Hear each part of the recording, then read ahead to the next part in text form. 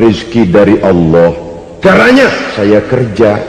Kerja itu cara, rizki itu dari Allah datangnya. Bukankah di zaman sekarang kita sering terpeleset? Ini merupakan cerminan dari rapuhnya akhlak kita kepada Allah Subhanahu wa ta'ala.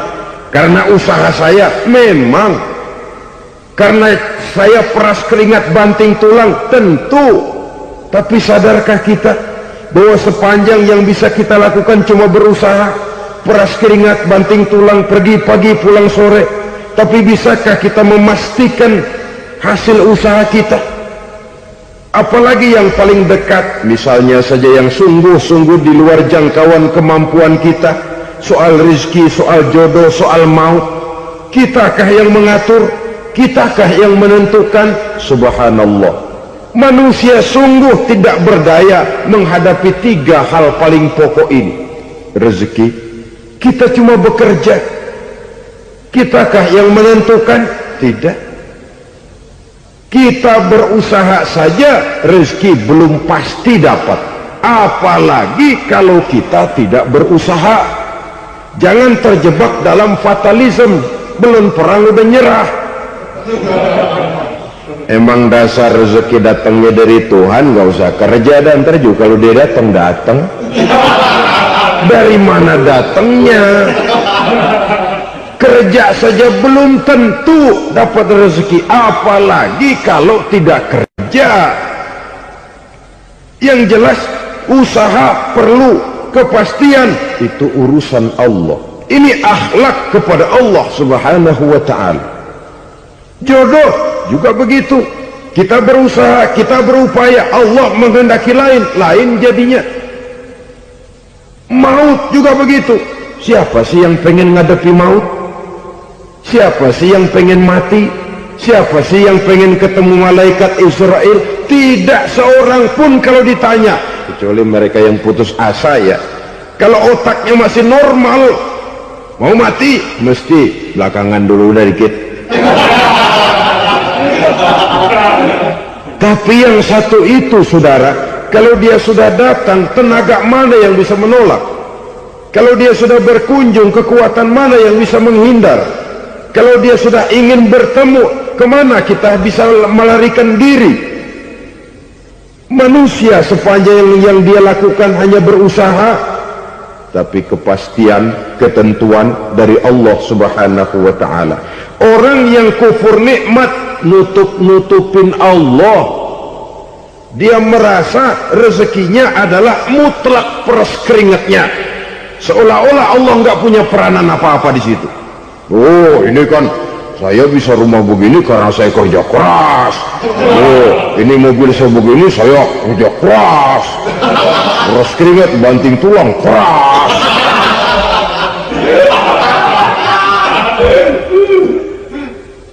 Saudara-saudara kaum muslimin rahimahkumullah, jadi menutup-nutupi Allah. Akibatnya nanti kalau dia berhasil, Allah ketutupan. Kalau dia gagal, orang lain dicaci maki, dicari kambing hitam. Kambing hitam kan mahal, karena orang sering cari-cari kambing hitam. Jarang orang mau jujur kalau bertemu kesulitan lalu mencari sebab pada dirinya sendiri. Yang paling enak ya nyalain orang. Lo begitu. Orang lain yang paling enak kita salahin. Au ya'malu fi mukhalafatil mun'im, atau dia melakukan sesuatu yang tidak sesuai dengan kehendak yang memberikannya nikmat. Diberikan kita tangan, mulut sih nggak berhenti, terima kasih Tuhan, alhamdulillah saya dikasih tangan. Cuma nih tangan enteng mak nabukin orang mulu. Itu sudah mukhalafatul mun'im, bertentangan dengan kehendak yang memberikan nikmat. Diberikan harta, mulutnya mah basah, terima kasih Tuhan, alhamdulillah dikasih harta, tapi pelitnya minta ampun, kikir koret medit. Ini juga termasuk kufur nikmat, mempergunakan suatu nikmat bertentangan dengan kehendak daripada yang memberikan nikmat itu sendiri. Saudara-saudara kaum muslimin rahimakumullah, oleh karenanya kufur iman memang lebih bahaya daripada kufur nikmat. Tapi jangan lupa, kufur nikmat bisa menyeret orang kepada kufur iman. Dan kalau Allah udah dialingin, Tuhan sudah dinomor duain, lama-lama kenapa dia tidak mendewakan dirinya sendiri, mendewakan pangkatnya, mendewa-dewakan otaknya, mendewa-dewakan kemampuannya? Pada awalnya dia memang cuma kufur nikmat, tapi lambat laun kalau ini tidak diobati, secara pasti orang akan mengarah kepada kufur iman. Bisa berbentuk syirik, bisa berbentuk nifak, bisa berbentuk riddah. Saudara-saudara, oleh karena itu menjaga akhlak kepada Allah mutlak penting. Sebab apa? Kita tidak berakhlak kepada manusia saja, kita dikucilkan dari pergaulan. Kalau kita tidak berakhlak kepada Allah, dikucilkan oleh Allah. Hadis qudsi menyatakan, man lam yashkur ala na'mai wa lam yasbir ala balai falyakhruj min tahtis samai falyatlub rabban siwaya. Kata Allah, siapa orang yang tidak mau bersyukur terhadap nikmat yang aku berikan kepadanya dan tidak mau sabar terhadap ujian yang aku berikan kepadanya, falyakhruj min tahtis samai, persilakan saja keluar dari kolong langitku, waliyatlub rabban siwaya, tolong cari Tuhan lain selain daripada aku. Murka Allah, diusir, cuman gak kedengeran aja. Siapa yang tidak mau syukur terhadap nikmatku, siapa yang tidak mau sabar terhadap ujian yang aku berikan kepadanya, persilakan keluar dari kolong langitku ini, cari Tuhan lain selain aku. Langit Tuhan yang punya, Tuhan kita lawan, diusir dari kolong langit, mau pindah ke kolong mana?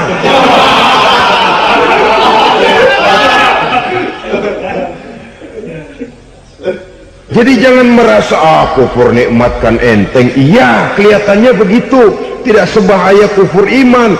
Tapi kufur nikmat ini merupakan anak tangga yang kalau kita sudah mulai naik, kita akan naik terus sampai kepada tingkat di mana kita mengalami kufur iman. Kalau sudah ke sana, maka akhlak kita kepada Allah terkenalah erosi, terkena polusi, hancur akhlak kepada Allah, dan itulah sumber kesengsaraan abadi. Kalau cuma kita tidak berakhlak kepada manusia, barangkali resikonya cuma kehidupan di dunia ini. Mungkin juga ada kehidupan akhirat, tapi kalau sudah tidak berakhlak kepada Allah, dunia akhirat kita rugi dan celaka. Maka pada kesempatan ini saya mengajak, marilah jaga baik-baik akhlak kita kepada Allah. Satu kali kita bertauhid, sampai mati kita bertauhid. Satu kali la ilaha illallah, jangan tergelincir lagi kita keluar daripada kalimat itu. Satu kali kita bertuhankan Allah, jangan bertuhan yang lain selain daripada Allah. Jangan sekutukan Allah, jangan samakan Allah dengan sesuatu, jangan mengangkat yang lain sama agungnya dengan Allah.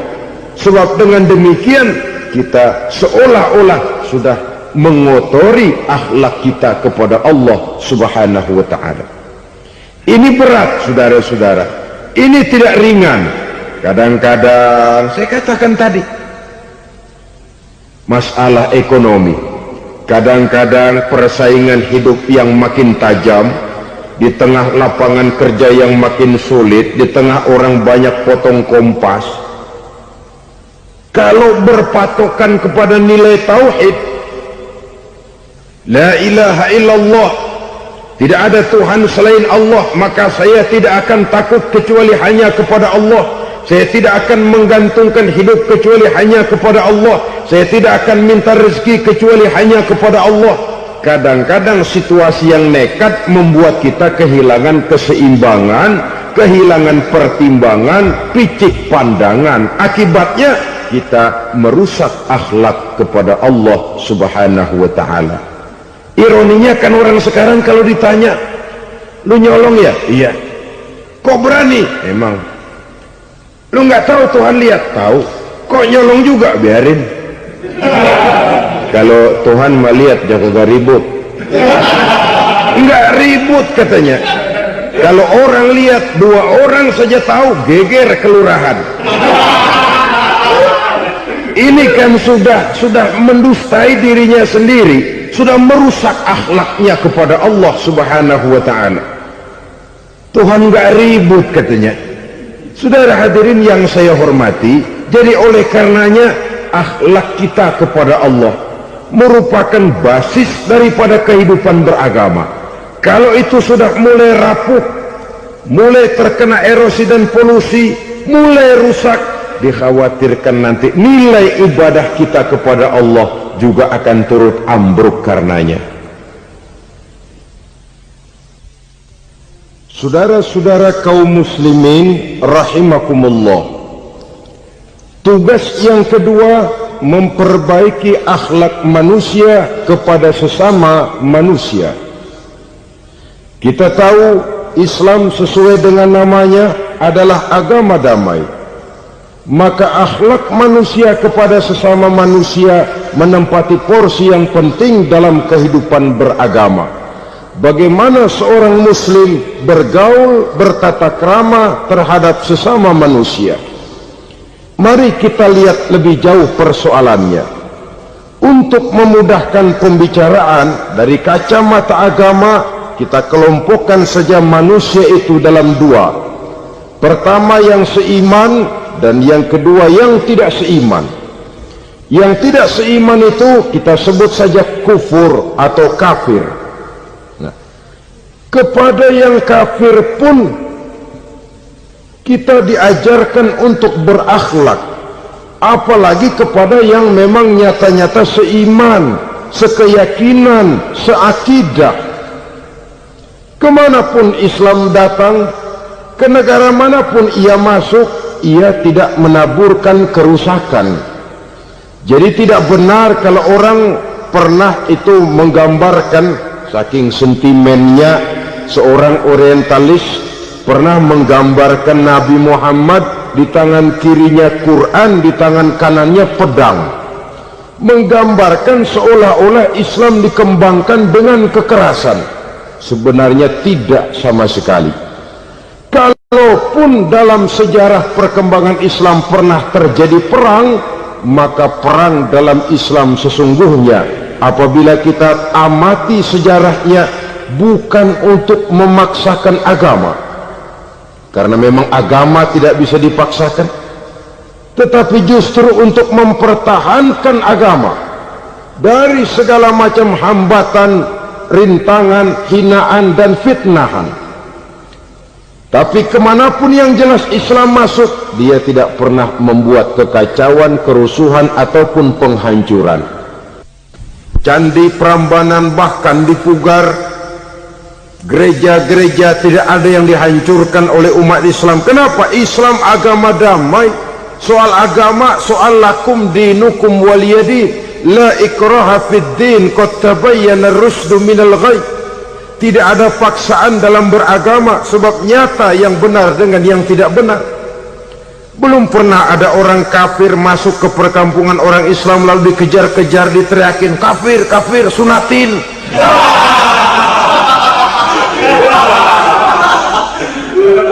Belum pernah.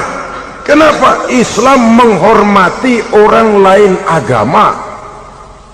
Nah, yang kafir ini macam-macam saudara. Ada kafir harbi, nah ini kafir kerok. Ini kafir yang nyata-nyata memproklamirkan permusuhan kepada umat Islam, nyata-nyata mengganggu ketenangan umat Islam. Kafir yang seperti ini yang boleh diperangi. Misalnya kita mau sembahyang Jumat dijagain, nggak boleh sembahyang Jumat, getok palanya.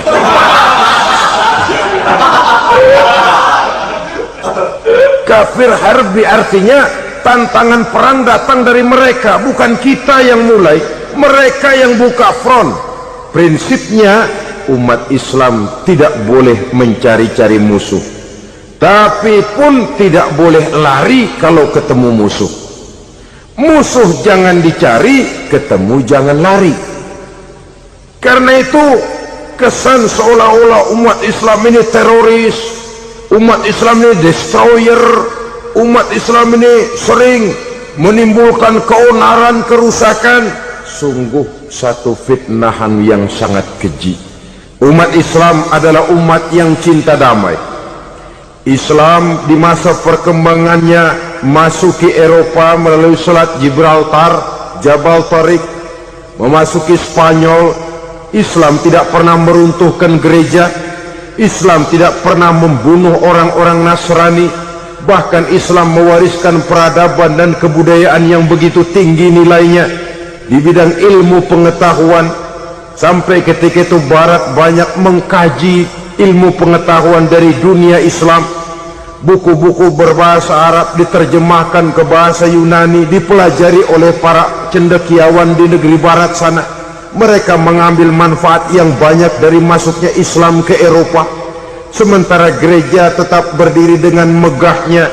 Kuil-kuil tempat peribadatan tidak satupun yang diusik-usik. Kenapa? Islam agama yang cinta damai. Asal dia tidak diganggu, asal kehormatannya tidak dihinakan. Jadi kafir harbi, kafir yang nyata-nyata nantang perang, ngajak berkelahi, itu kafir yang nyari penyakit. Kafir harbi ini boleh diperangi dengan catatan mereka yang memang mulai. Yang kedua, kafir zimmi. Kafir zimmi, kafir yang hidup di tengah mayoritas muslim, tapi mereka mau hidup dengan aman, damai, tenang. Mereka wajib dilindungi. Bahkan Nabi pernah memberikan satu jaminan, man azazimiyan faqad azani. Siapa yang mengganggu orang kafir zimmi sama saja dengan mengganggu saya. Kehormatannya dijaga, harta bendanya dilindungi, anak istrinya pun dilindungi. Dan ini jadi kenyataan. Saudara bisa lihat di negara-negara yang mayoritas penduduknya beragama Islam, orang-orang kafir di luar Islam hidup dengan tenang, aman, damai.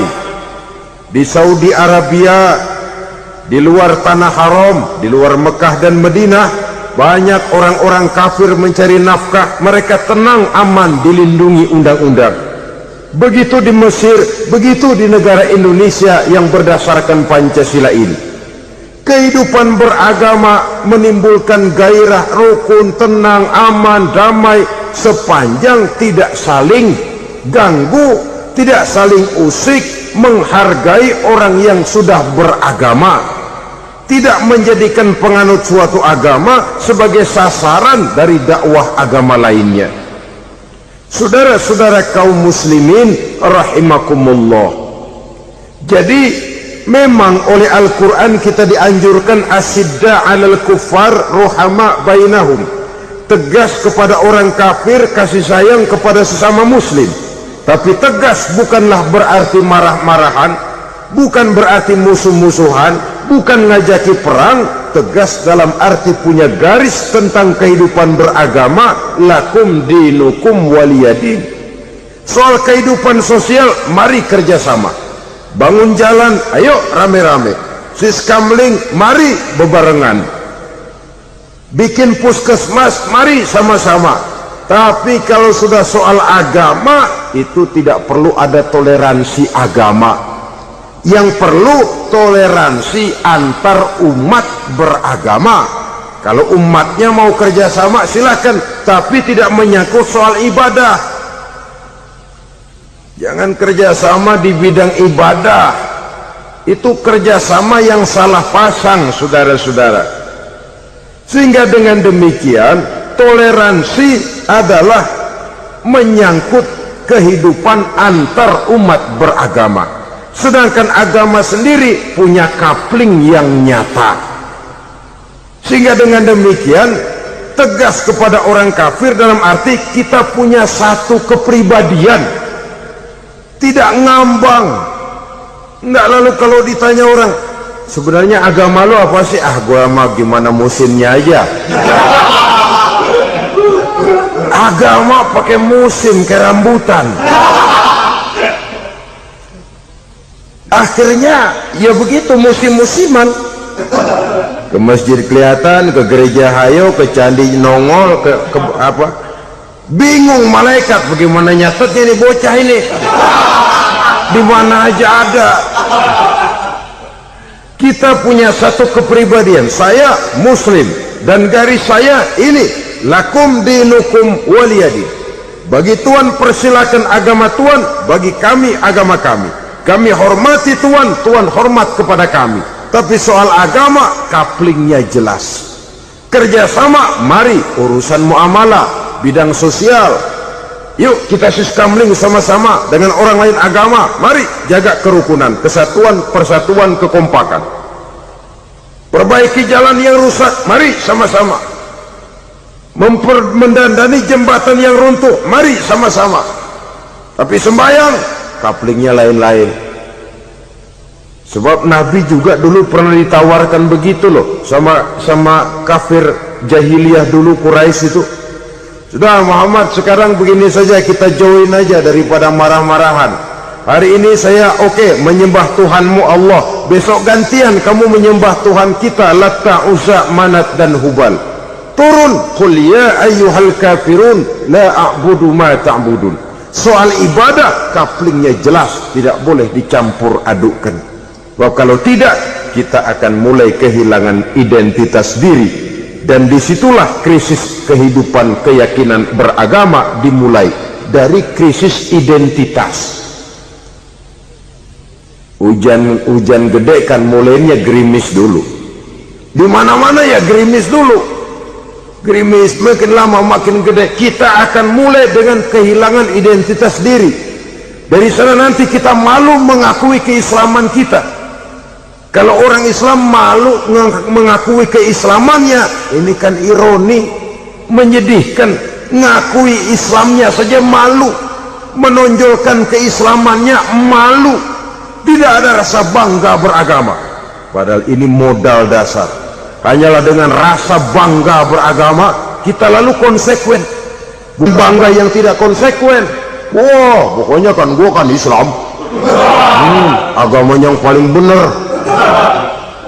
Tapi hidupnya sendiri jauh dari tuntunan Islam. Itu bangga yang tidak beralasan, bangga yang tidak perlu dibanggakan sebenarnya. Kebanggaan yang membuat kita konsekuen dan dekat dengan kehidupan beragama. Rizki dari Allah. Caranya saya kerja. Kerja itu cara, rizki itu dari Allah datangnya.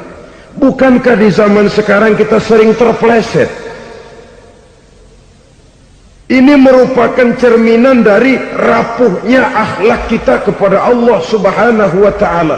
Karena usaha saya memang, karena saya peras keringat banting tulang, tentu. Tapi sadarkah kita bahwa sepanjang yang bisa kita lakukan cuma berusaha, peras keringat banting tulang, pergi pagi pulang sore. Tapi bisakah kita memastikan hasil usaha kita? Apalagi yang paling dekat, misalnya saja yang sungguh-sungguh di luar jangkauan kemampuan kita, soal rizki, soal jodoh, soal maut.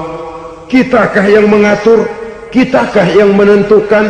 Subhanallah, manusia sungguh tidak berdaya menghadapi tiga hal paling pokok ini. Rezeki, kita cuma bekerja. Kitakah yang menentukan? Tidak. Kita berusaha saja rezeki belum pasti dapat, apalagi kalau kita tidak berusaha. Jangan terjebak dalam fatalisme, belum perang udah nyerah. Emang dasar rezeki datangnya dari Tuhan, gak usah kerja, dan ntar juga kalau dia datang. Dari mana datangnya? Kerja saja belum tentu dapat rezeki, apalagi kalau tidak kerja. Yang jelas usaha perlu, kepastian itu urusan Allah. Ini akhlak kepada Allah Subhanahu wa ta'ala. Jodoh juga begitu. Kita berusaha, kita berupaya, Allah menghendaki lain jadinya. Maut juga begitu. Siapa sih yang pengen ngadepi maut? Siapa sih yang pengen mati? Siapa sih yang pengen ketemu malaikat Israel? Tidak seorang pun kalau ditanya, kecuali mereka yang putus asa ya. Kalau otaknya masih normal, mau mati mesti belakangan dulu udah dikit. Tapi yang satu itu saudara, kalau dia sudah datang, tenaga mana yang bisa menolak? Kalau dia sudah berkunjung, kekuatan mana yang bisa menghindar? Kalau dia sudah ingin bertemu, kemana kita bisa melarikan diri? Manusia sepanjang yang dia lakukan hanya berusaha, tapi kepastian, ketentuan dari Allah Subhanahu wa ta'ala. Orang yang kufur nikmat nutup-nutupin Allah. Dia merasa rezekinya adalah mutlak peres keringatnya, seolah-olah Allah nggak punya peranan apa-apa di situ. Oh, ini kan saya bisa rumah begini karena saya kerja keras. Oh, ini mobil saya begini saya kerja keras. Peres keringat banting tulang keras.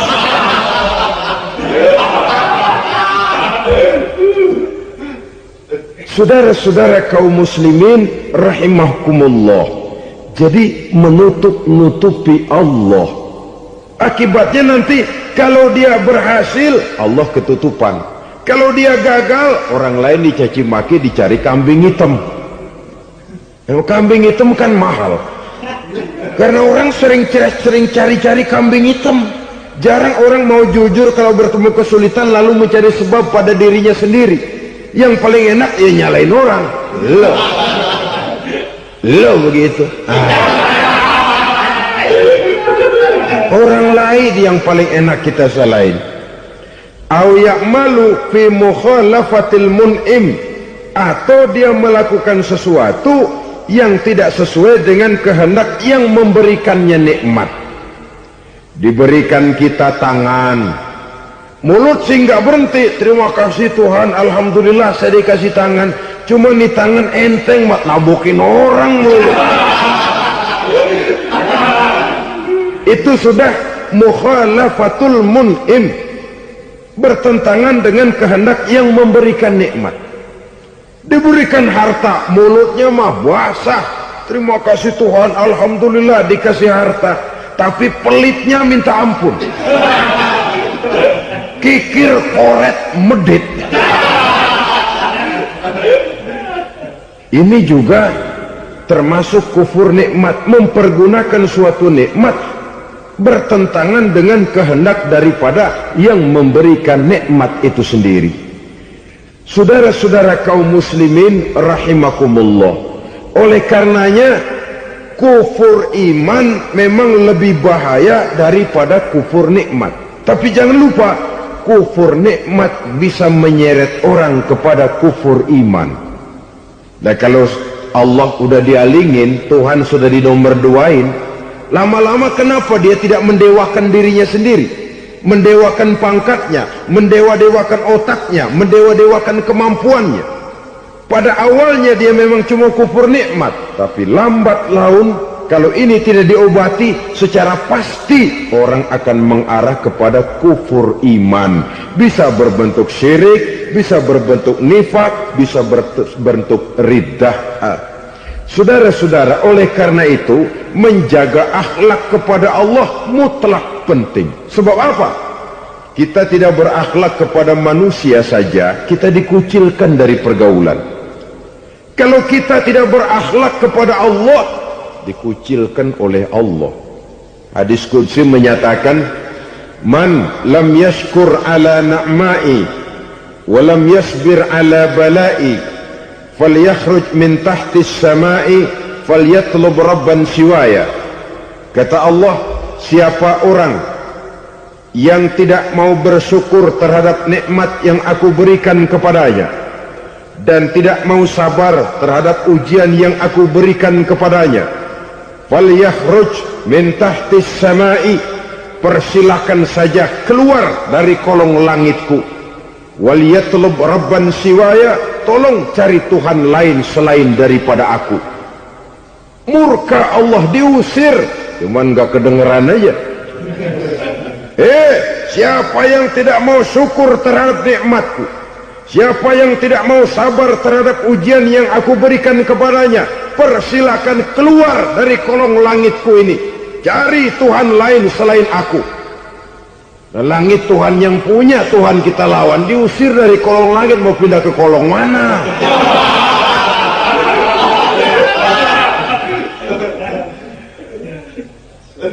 Jadi jangan merasa kufur nikmat kan enteng. Iya, kelihatannya begitu, tidak sebahaya kufur iman. Tapi kufur nikmat ini merupakan anak tangga yang kalau kita sudah mulai naik, kita akan naik terus sampai kepada tingkat di mana kita mengalami kufur iman.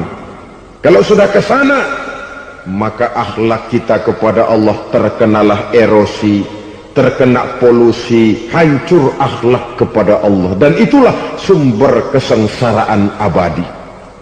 Kalau cuma kita tidak berakhlak kepada manusia, barangkali resikonya cuma kehidupan di dunia ini. Mungkin juga ada kehidupan akhirat.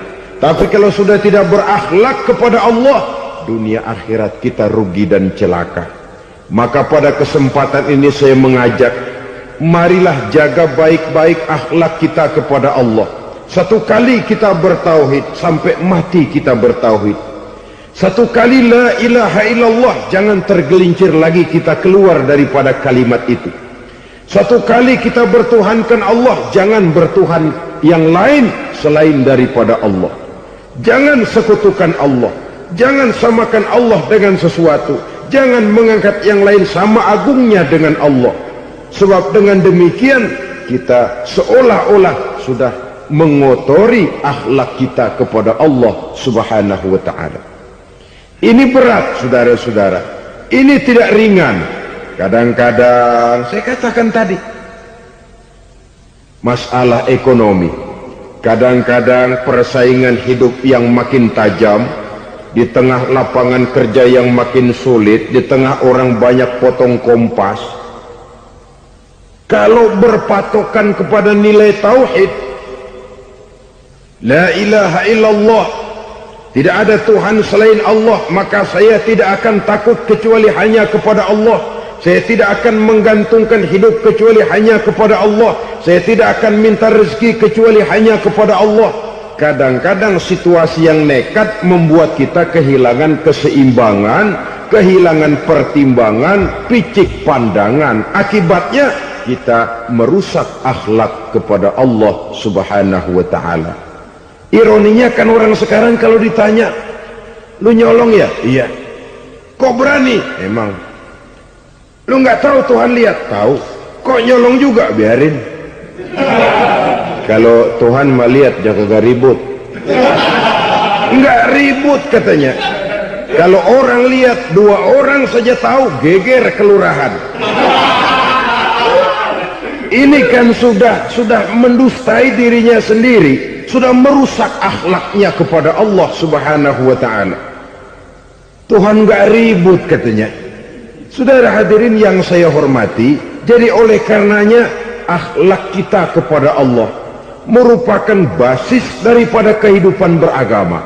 Kalau itu sudah mulai rapuh, mulai terkena erosi dan polusi, mulai rusak, dikhawatirkan nanti nilai ibadah kita kepada Allah juga akan turut ambruk karenanya.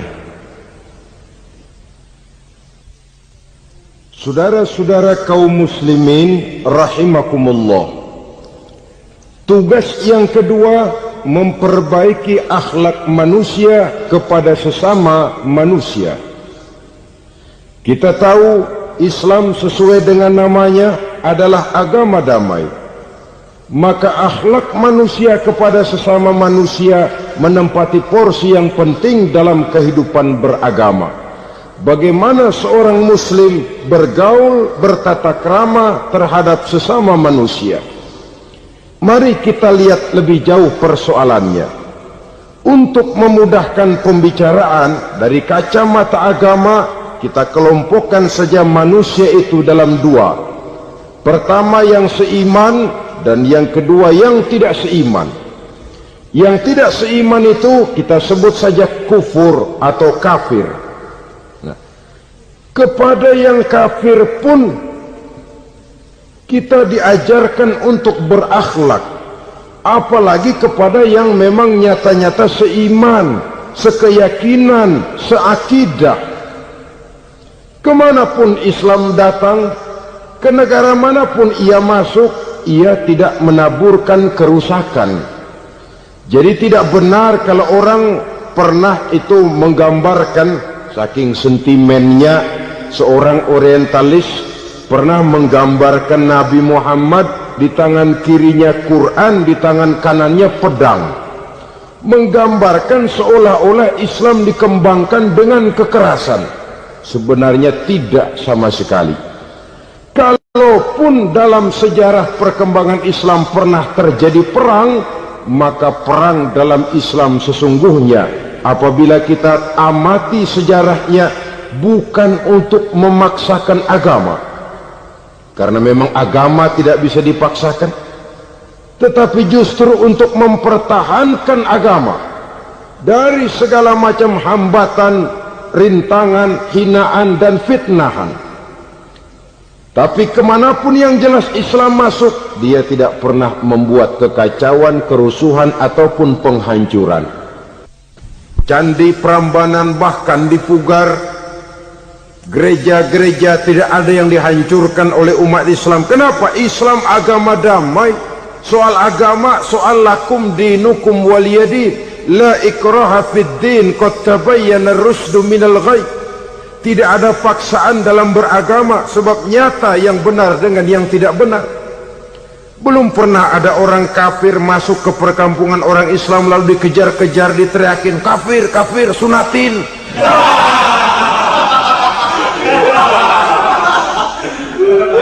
Belum pernah. Kenapa? Islam menghormati orang lain agama. Nah, yang kafir ini macam-macam, saudara. Ada kafir harbi, nah ini kafir kerok. Ini kafir yang nyata-nyata memproklamirkan permusuhan kepada umat Islam, nyata-nyata mengganggu ketenangan umat Islam. Kafir yang seperti ini yang boleh diperangi. Misalnya kita mau sembahyang Jumat dijagain, nggak boleh sembahyang Jumat, getok palanya.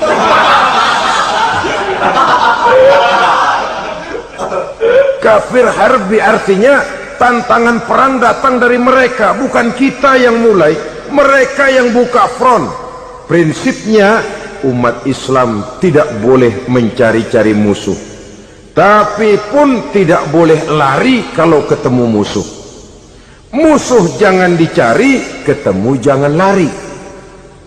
Karena itu kesan seolah-olah umat Islam ini teroris, umat Islam ini destroyer, umat Islam ini sering menimbulkan keonaran, kerusakan.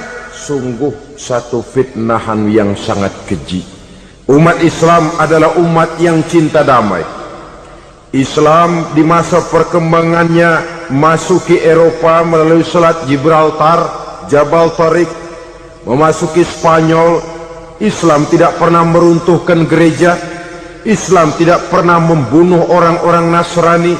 Bahkan Islam mewariskan peradaban dan kebudayaan yang begitu tinggi nilainya di bidang ilmu pengetahuan, sampai ketika itu Barat banyak mengkaji ilmu pengetahuan dari dunia Islam. Buku-buku berbahasa Arab diterjemahkan ke bahasa Yunani, dipelajari oleh para cendekiawan di negeri barat sana. Mereka mengambil manfaat yang banyak dari masuknya Islam ke Eropa. Sementara gereja tetap berdiri dengan megahnya. Kuil-kuil tempat peribadatan tidak satupun yang diusik-usik. Kenapa? Islam agama yang cinta damai. Asal dia tidak diganggu, asal kehormatannya tidak dihinakan. Jadi kafir harbi, kafir yang nyata-nyata nantang perang, ngajak belekai. Itu kafir yang nyari penyakit. Kafir harbi ini boleh diperangi dengan catatan mereka yang memang mulai. Yang kedua, kafir zimmi. Kafir zimmi, kafir yang hidup di tengah mayoritas muslim tapi mereka mau hidup dengan aman, damai, tenang. Mereka wajib dilindungi. Bahkan Nabi pernah memberikan satu jaminan, man azazimiyan faqad azani. Siapa yang mengganggu orang kafir zimmi sama saja dengan mengganggu saya. Kehormatannya dijaga, harta bendanya dilindungi, anak istrinya pun dilindungi. Dan ini jadi kenyataan. Saudara bisa lihat di negara-negara yang mayoritas penduduknya beragama Islam, orang-orang kafir di luar Islam hidup dengan tenang, aman, damai. Di Saudi Arabia, di luar tanah haram, di luar Mekah dan Madinah, banyak orang-orang kafir mencari nafkah. Mereka tenang, aman, dilindungi undang-undang. Begitu di Mesir, begitu di negara Indonesia yang berdasarkan Pancasila ini. Kehidupan beragama menimbulkan gairah, rukun, tenang, aman, damai, sepanjang tidak saling ganggu, tidak saling usik, menghargai orang yang sudah beragama, tidak menjadikan penganut suatu agama sebagai sasaran dari dakwah agama lainnya. Saudara-saudara kaum muslimin rahimakumullah. Jadi memang oleh Al-Quran kita dianjurkan asidda 'alal kuffar ruhama bainahum. Tegas kepada orang kafir, kasih sayang kepada sesama muslim. Tapi tegas bukanlah berarti marah-marahan, bukan berarti musuh-musuhan, bukan ngajaki perang. Tegas dalam arti punya garis tentang kehidupan beragama, lakum dinukum waliyadin. Soal kehidupan sosial, mari kerjasama. Bangun jalan, ayo rame-rame. Siskamling, mari bebarengan. Bikin puskesmas, mari sama-sama. Tapi kalau sudah soal agama, itu tidak perlu ada toleransi agama. Yang perlu toleransi antar umat beragama. Kalau umatnya mau kerjasama silakan, tapi tidak menyangkut soal ibadah. Jangan kerjasama di bidang ibadah. Itu kerjasama yang salah pasang, saudara-saudara. Sehingga dengan demikian toleransi adalah menyangkut kehidupan antar umat beragama. Sedangkan agama sendiri punya kapling yang nyata. Sehingga dengan demikian tegas kepada orang kafir dalam arti kita punya satu kepribadian, tidak ngambang. Enggak, lalu kalau ditanya orang, sebenarnya agama lo apa sih? Gua mah gimana musimnya aja. Agama pakai musim kayak rambutan. Akhirnya ya begitu, musim-musiman. Ke masjid kelihatan, ke gereja hayo, ke candi nongol, ke apa? Bingung malaikat bagaimana nyatetnya nih bocah ini. Di mana aja ada. Kita punya satu kepribadian. Saya muslim dan garis saya ini, lakum dinukum waliyadin. Bagi Tuhan persilakan agama Tuhan, bagi kami agama kami. Kami hormati Tuhan, Tuhan hormat kepada kami. Tapi soal agama, kaplingnya jelas. Kerjasama, mari urusan muamalah, bidang sosial. Yuk kita siskamling sama-sama dengan orang lain agama. Mari jaga kerukunan, kesatuan, persatuan, kekompakan. Perbaiki jalan yang rusak, mari sama-sama. Mendandani jembatan yang runtuh, mari sama-sama. Tapi sembahyang, kaplingnya lain-lain. Sebab Nabi juga dulu pernah ditawarkan begitu loh sama kafir jahiliyah dulu, Quraisy itu. Sudah Muhammad, sekarang begini saja, kita join aja daripada marah-marahan. Hari ini saya oke menyembah Tuhanmu Allah, besok gantian kamu menyembah Tuhan kita Latta, Uzza, Manat dan Hubal. Turun, qul ya ayyuhal kafirun la a'budu ma ta'budun. Soal ibadah, kaplingnya jelas, tidak boleh dicampur adukkan. Sebab kalau tidak, kita akan mulai kehilangan identitas diri, dan disitulah krisis kehidupan keyakinan beragama dimulai, dari krisis identitas. Hujan gede kan mulainya gerimis dulu, di mana-mana ya gerimis dulu, gerimis makin lama makin gede, kita akan mulai dengan kehilangan identitas diri.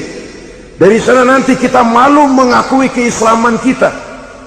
Kalau orang Islam malu mengakui keislamannya, ini kan ironi, menyedihkan. Ngakui Islamnya saja malu, menonjolkan keislamannya malu, tidak ada rasa bangga beragama. Padahal ini modal dasar. Hanyalah dengan rasa bangga beragama kita lalu konsekuen. Bukan bangga yang tidak konsekuen.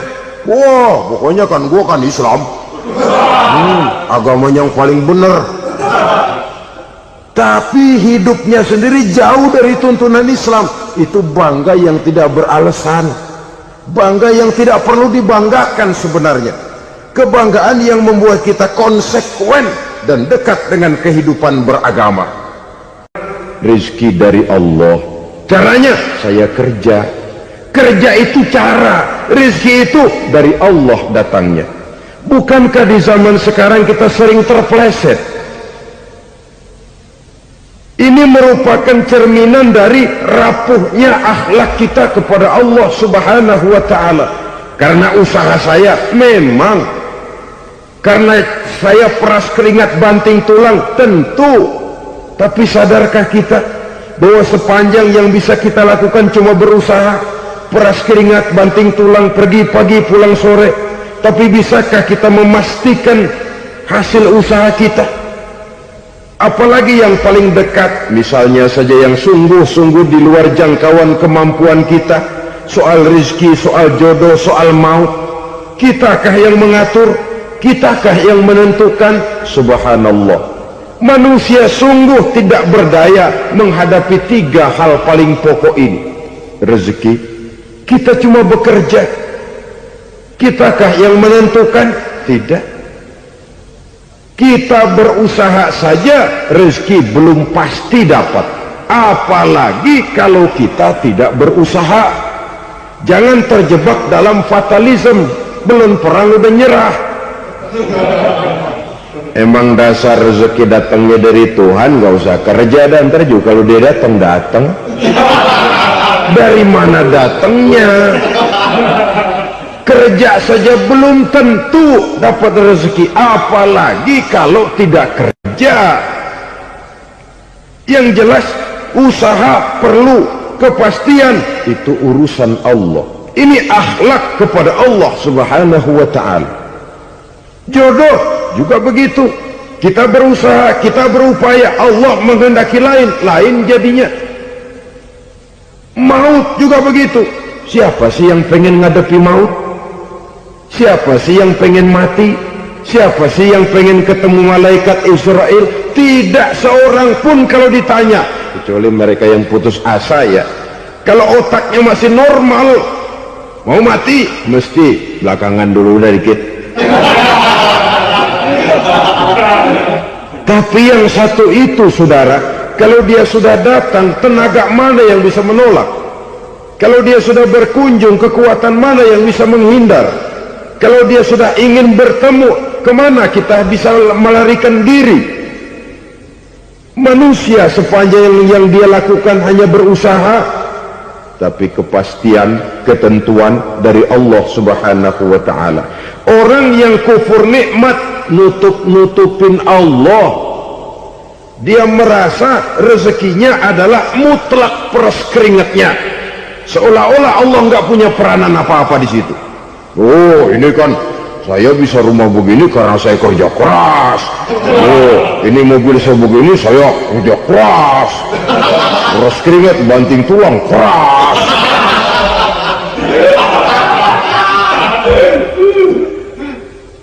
Saudara-saudara kaum muslimin rahimahkumullah, jadi menutup-nutupi Allah, akibatnya nanti kalau dia berhasil, Allah ketutupan. Kalau dia gagal, orang lain dicaci maki, dicari kambing hitam. Kambing hitam kan mahal, karena orang sering cari-cari kambing hitam. Jarang orang mau jujur kalau bertemu kesulitan lalu mencari sebab pada dirinya sendiri. Yang paling enak ya nyalain orang. Lo begitu. Orang lain yang paling enak kita salahin. Au ya'malu fi mukhalafatil mun'im, atau dia melakukan sesuatu yang tidak sesuai dengan kehendak yang memberikannya nikmat. Diberikan kita tangan, mulut sih nggak berhenti, terima kasih Tuhan, alhamdulillah saya dikasih tangan. Cuma nih tangan enteng mak nabukin orang mulu. Itu sudah mukhalafatul mun'im, bertentangan dengan kehendak yang memberikan nikmat. Diberikan harta, mulutnya mah basah, terima kasih Tuhan, alhamdulillah dikasih harta, tapi pelitnya minta ampun, kikir, koret, medit. Ini juga termasuk kufur nikmat, mempergunakan suatu nikmat bertentangan dengan kehendak daripada yang memberikan nikmat itu sendiri. Saudara-saudara kaum muslimin rahimakumullah, oleh karenanya kufur iman memang lebih bahaya daripada kufur nikmat. Tapi jangan lupa, kufur nikmat bisa menyeret orang kepada kufur iman. Nah kalau Allah udah dialingin, Tuhan sudah dinomor duain, lama-lama kenapa dia tidak mendewakan dirinya sendiri, mendewakan pangkatnya, mendewa-dewakan otaknya, mendewa-dewakan kemampuannya? Pada awalnya dia memang cuma kufur nikmat, tapi lambat laun kalau ini tidak diobati secara pasti, orang akan mengarah kepada kufur iman. Bisa berbentuk syirik, bisa berbentuk nifak, bisa berbentuk riddah. Saudara-saudara, oleh karena itu menjaga akhlak kepada Allah mutlak penting. Sebab apa? Kita tidak berakhlak kepada manusia saja, kita dikucilkan dari pergaulan. Kalau kita tidak berakhlak kepada Allah, dikucilkan oleh Allah. Hadis qudsi menyatakan, man lam yashkur ala na'mai wa lam yasbir ala balai falyakhruj min tahti samai falyatlub rabban siwaya. Kata Allah, siapa orang yang tidak mau bersyukur terhadap nikmat yang aku berikan kepadanya dan tidak mau sabar terhadap ujian yang aku berikan kepadanya, falyakhruj min tahtis samai, persilakan saja keluar dari kolong langitku, waliyatlub rabban siwaya, tolong cari Tuhan lain selain daripada aku. Murka Allah, diusir, cuman gak kedengeran aja. Siapa yang tidak mau syukur terhadap nikmatku, siapa yang tidak mau sabar terhadap ujian yang aku berikan kepadanya, persilakan keluar dari kolong langitku ini, cari Tuhan lain selain aku. Nah, langit Tuhan yang punya, Tuhan kita lawan, diusir dari kolong langit, mau pindah ke kolong mana?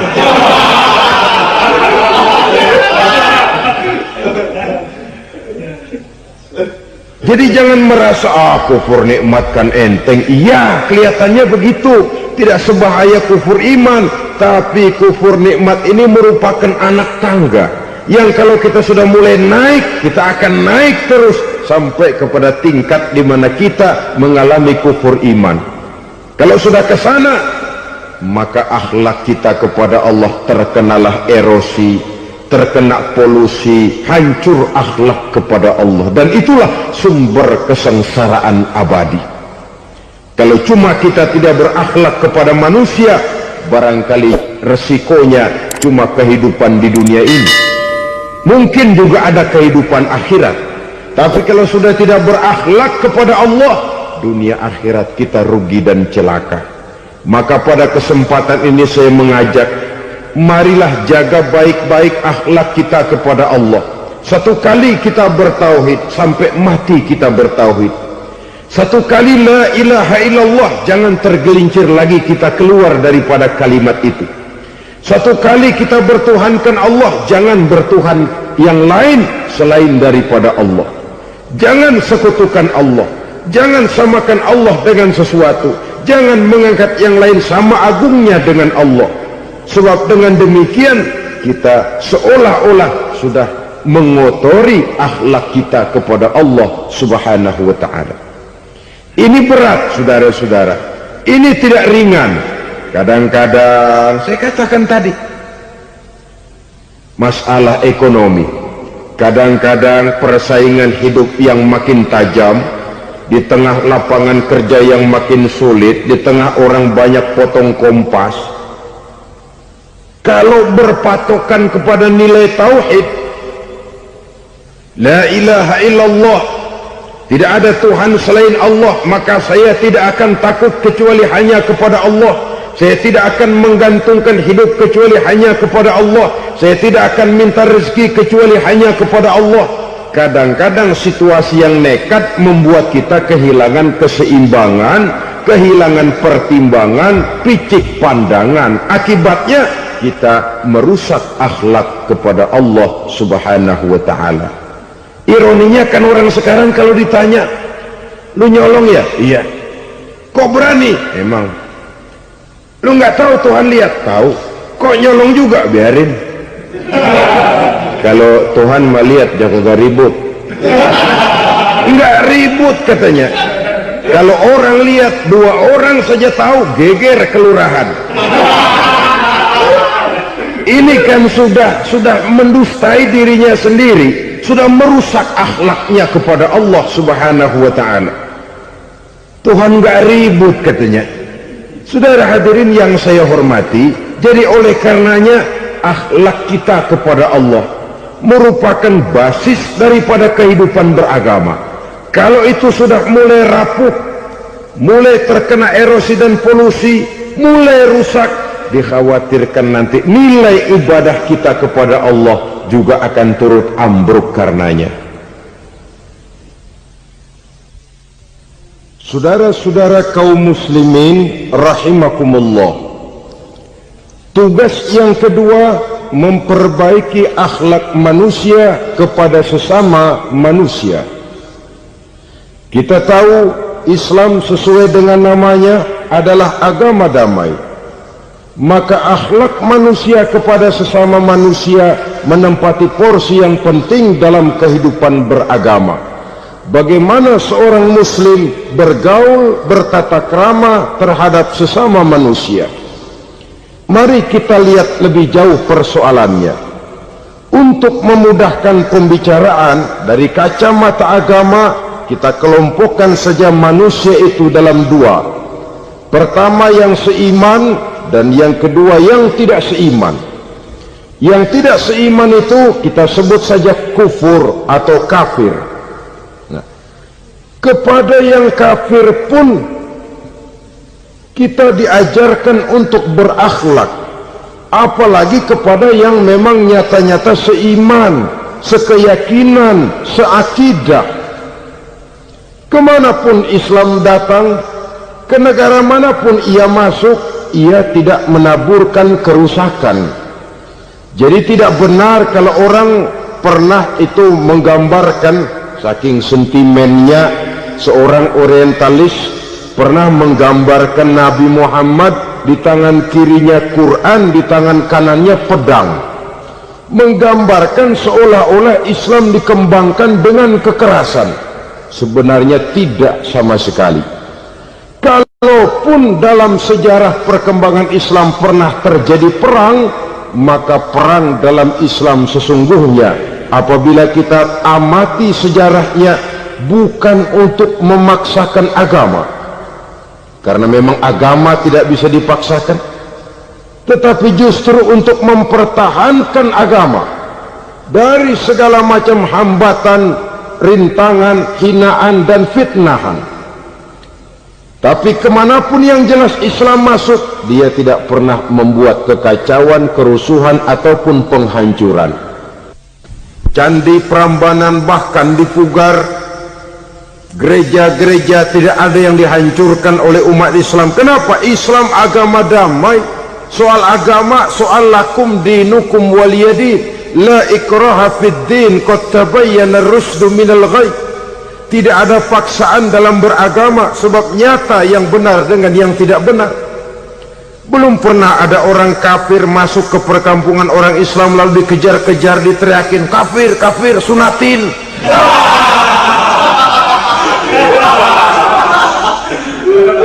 Belum pernah. Kenapa? Islam menghormati orang lain agama. Nah, yang kafir ini macam-macam, saudara. Ada kafir harbi. Nah, ini kafir kerok. Ini kafir yang nyata-nyata memproklamirkan permusuhan kepada umat Islam, nyata-nyata mengganggu ketenangan umat Islam. Kafir yang seperti ini yang boleh diperangi. Misalnya kita mau sembahyang Jumat dijagain, nggak boleh sembahyang Jumat, getok palanya.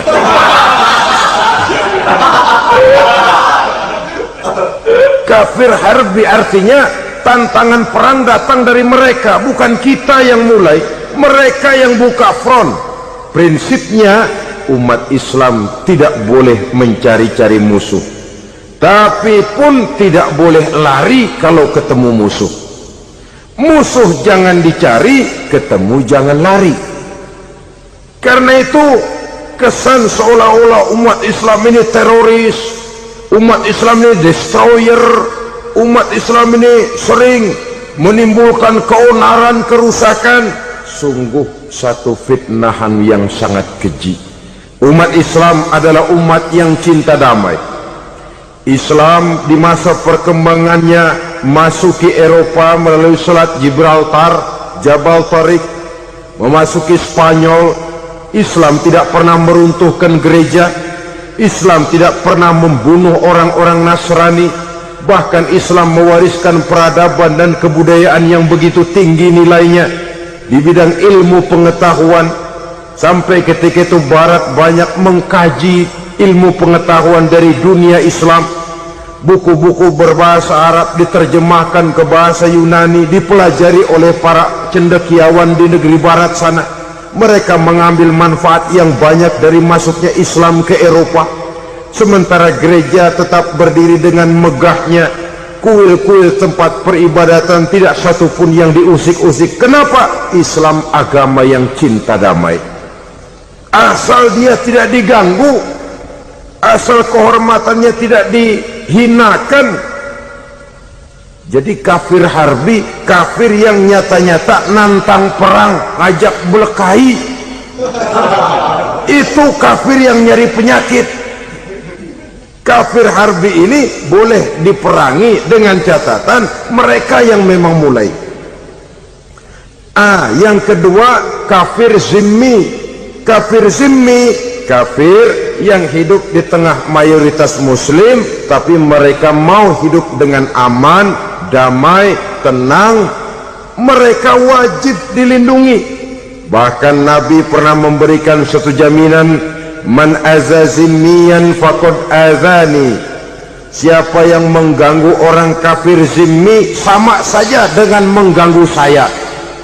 Kehormatannya dijaga, harta bendanya dilindungi, anak istrinya pun dilindungi. Dan ini jadi kenyataan.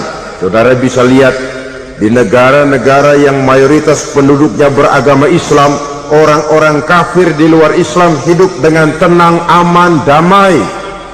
Di Saudi Arabia, di luar tanah haram, di luar Mekah dan Madinah, banyak orang-orang kafir mencari nafkah. Mereka tenang, aman, dilindungi undang-undang.